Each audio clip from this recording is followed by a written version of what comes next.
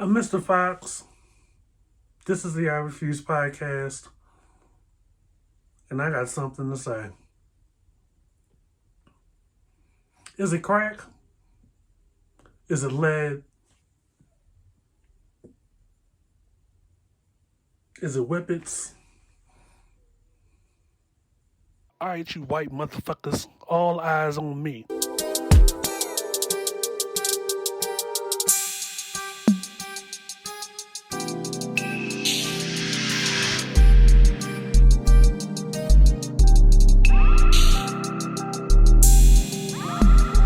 This is the I Refuse podcast.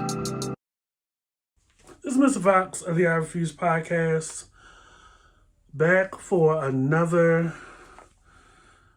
session with you failed assignments, get graded paperwork, back face down motherfuckers.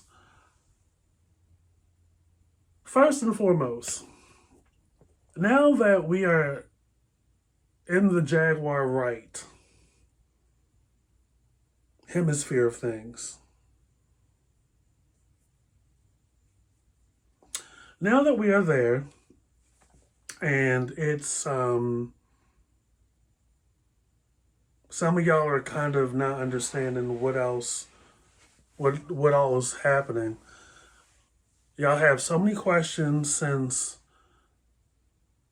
Piers Morgan got back on his show and offered an apology. There was a statement made, some edits and some chops made to her appearance on his show.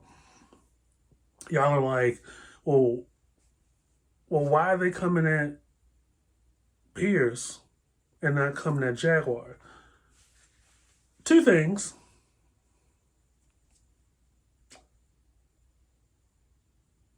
Piers Morgan is employed and through that employment, an agreement to have his show, we're talking about in contracts and such, he has a responsibility to Rupert Murdoch, who owns the channel over there, thus owns his show, worth a lot of money,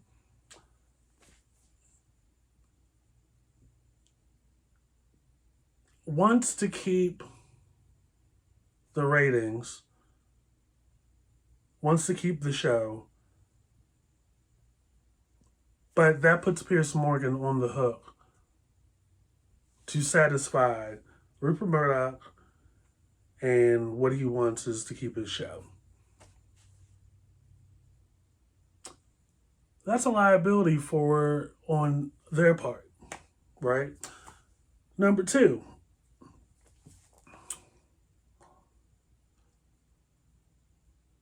they wouldn't go after Jaguar, right? This is my opinion. Again, the I Refuse podcast. They would not go after Jaguar, right? Because she doesn't have anything. Secondly, she doesn't have anything, though. She doesn't have anything, and she could possibly countersue for First Amendment. Like, it's nothing to file a lawsuit. It's nothing to file a police report. It's nothing to file charges. It's really up to the other person whether they want to go the distance. And I'm thinking in Beyonce and Jay-Z's mind, this is what I'm thinking, is it's not worth it. Like, we're beyond the point of, well, if they push a cease and desist letter to the channel, and if they can't if they can't put a thing on her to keep her quiet, then it must be true. We're way past that point. It's not whether they are guilty or not, even though it's long been refuted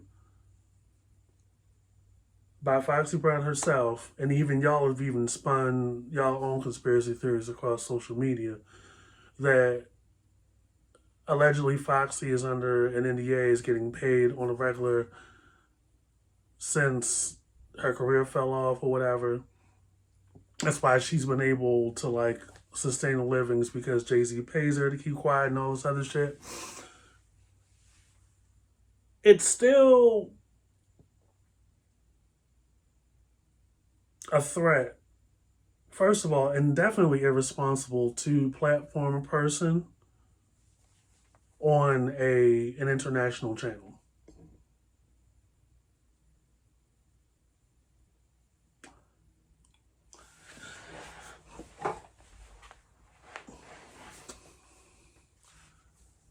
And trust to believe, whatever was sent to Rupert Murdoch and Piers Morgan and the channel as a whole is bigger than just Piers Morgan and Rupert Murdoch and the channel.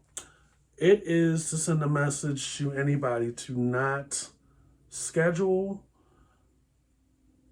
an appearance, to not put your hand out to this woman for more interviews. Because trust and believe, news channel journalistic outlets are deemed very credible. You can do and say whatever on YouTube, which a lot of y'all are eating that up. Because like I said, speaking about Jaguar right the last time, it's like a train wreck that you want to turn your head, but you keep looking and you're entertained by it. Does everything that she say, is everything she's saying true? No. Is most of her conspiracy theories? That could be true. But I don't think a person that has been in the industry during those times is completely off. Two things can be true. She can still talk about her experience and rise to the themes about the industry that we've all discussed and had an opinion on, and also be mentally ill. At the end of the day, she still has her opinions. She's just been given the opportunity to say them on a larger platform. And at the end of the day, you know, we were the same people that were like, trash TV, oh, they only in for the numbers and stuff. Nobody's looking at Piers Morgan for history. Nobody's looking at Piers Morgan's channel, show, or even that channel as a whole for enlightening new subject matter. It's entertainment, junk TV. In my mind, they picked the perfect person. It's theater, it's soap opera. So, but I will say this, I will be watching her and Orlando Brown tomorrow. I may actually do a live reaction because I got I got the notification set for when it goes live on that channel over there. Because here's the thing. While there is always going to be a large part of me that wants truth and people to be honest and for people to shake the table and, you know, unearth some dark secrets and stuff, because what's equality without matching energies? I'm also tickled and entertained. Like, I'm not looking at Orlando Brown, I almost said Orlando Jones, Orlando Brown and Jaguar Wright together as like two beacons of cohesiveness and like comprehension. I see mental illness.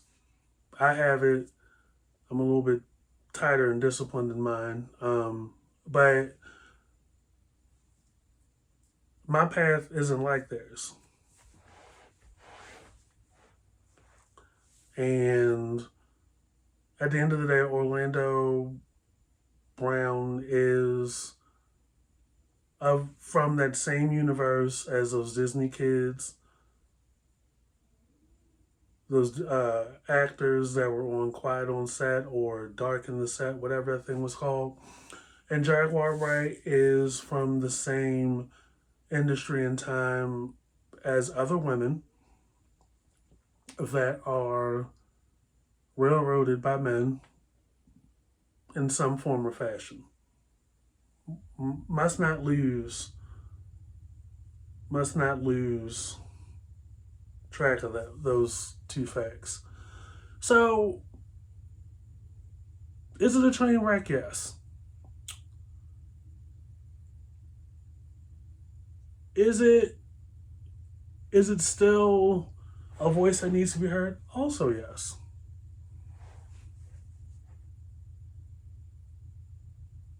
I know a lot of people looking at them will always react like they would if we were all on a public bus with the two of them. But these two people's livelihoods is entertainment. That's all they've ever known. Worked very young to eventually become breadwinners for their entire family, turned out by executives, possibly violated by multiple people in some form or fashion. And here we are in 2024. So, it would have made no sense for Jaguar Wright to get the cease and desist letter. And also,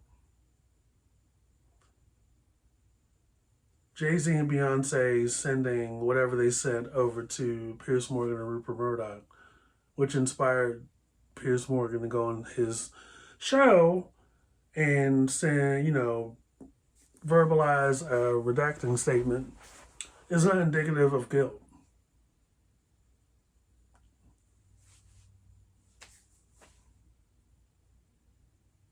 We all know Sean Carter to be a very smart man and move differently than your average rapper, entertainer, musician, executive. Y'all try real fast to lock him into the Diddy baby oil thing.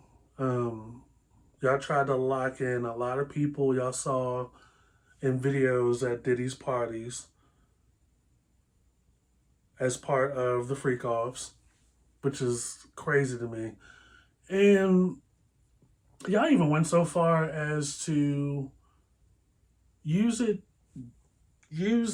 freak off situation as justification to come at Beyonce again. What? Beyonce is just over there at the Glamour event where they were honoring her mother,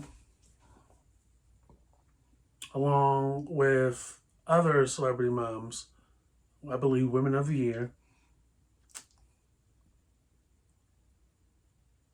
which was so beautiful. When y'all saw that the mothers were going to be on the cover, y'all were like, where's Kris Jenner? Oh, Mothers of the Year, mothers of children with talent.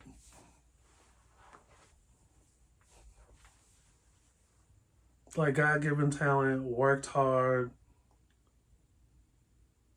didn't grow up in nepotism. It's wild to me. Like, she's minding her business, Beyonce, looking really good. Jay-Z's minding his business. It's just not a good look. And I'm gonna still watch tomorrow. I'm gonna still watch. I'm still a Jaguar Wright fan. My grace and my patience with her is a little bit longer. A, being a fan. B, still listen to her music. And C, I also suffer from mental illness. And it's unfair that you look at Jaguar Wright and you cast it off, or you're in fear. Like, the woman is in a TV screen. She's not going to come after you. And that woman has been through a lot. That woman has been through a lot. So I think what's going to happen is she's going to be relegated to just the YouTube space, where you are free to speak your mind as long as it's not antagonistic towards socioeconomic groups. It's not inciting some kind of race war, religion war, attacks and stuff like that. Which none of what Jaguars has said since the beginning of the pandemic when she was up on her IG lives from her home in Texas, like, qualifies in any of those categories. From where I stand, it's definitely a woman that's lived a colorful life. And I think it would behoove a lot of us to give that woman a little bit more grace. She definitely knows how to entertain still. Definitely entertaining. But she's also still a person. The same people that are like, ooh, gotta protect all black women. Ooh, we gotta make sure they're well and they're taken care of and no harm is brought to them, are the same people denouncing Jaguar Wright and Khalees. It's the hypocrisy for me. Ooh. That is all I have for y'all's asses right now. This is Mr. Fox, the I Refuse podcast. Follow and subscribe to the I Refuse podcast wherever you see us, wherever you get your podcast, this YouTube channel, of course. And, of course, the Twitter at I Refuse Podcast, all one word. Instagram at I Refuse Podcast _ between the words. Get into Usual Suspects Podcast. And if you ever feel so inclined, the I Refuse Podcast After Dark. We'll catch you guys later. Peace. Fendi, like the bag.